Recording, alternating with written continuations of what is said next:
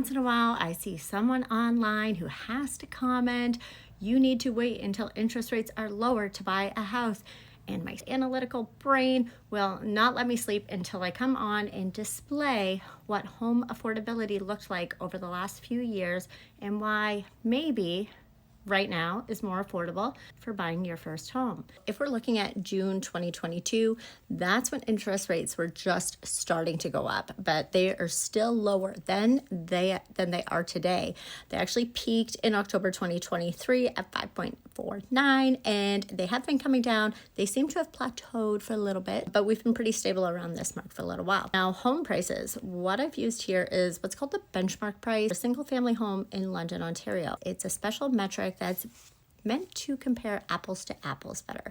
So what a similar style home would cost you then versus what it would cost you today. When home prices were higher, but rates were lower, it would still cost you about almost $3,400 a month for that house, and you need about $140,000 to qualify. When rates went to their peak, that's when it got a little scary. Even though home prices were coming down, that home would cost you almost $3,800 a month. That's crazy. And you'd need about $152,000 gross household income to qualify. So fast forward to today, and there should be an asterisk here because there is one piece of information that has changed. We have a new rule. So first-time home buyers who have less than 20% down, we're qualifying at a 25-year amortization for situation 1 and 2.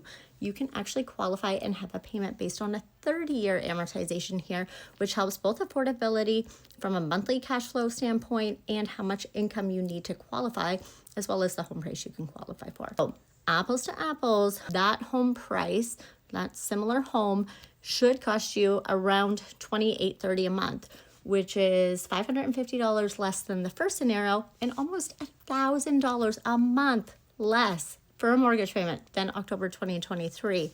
And you can see the household income needed to qualify is the lowest it's been of all these three scenarios. Now, a huge important factor to consider here is even though rates are coming down and they could come down further, affordability hinges on many factors. When rates come down, we might see an influx of more home buyers enter the home market, which could drive demand and home prices up. You want to pay $78,000 less for your house. You do not want to pay more for a similar house if you have the option to pay less. So just be cognizant this could change.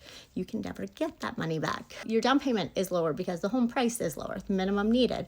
Right now, the mortgage payment is lower. And if rates do go down further, you can always refinance into a lower interest rate.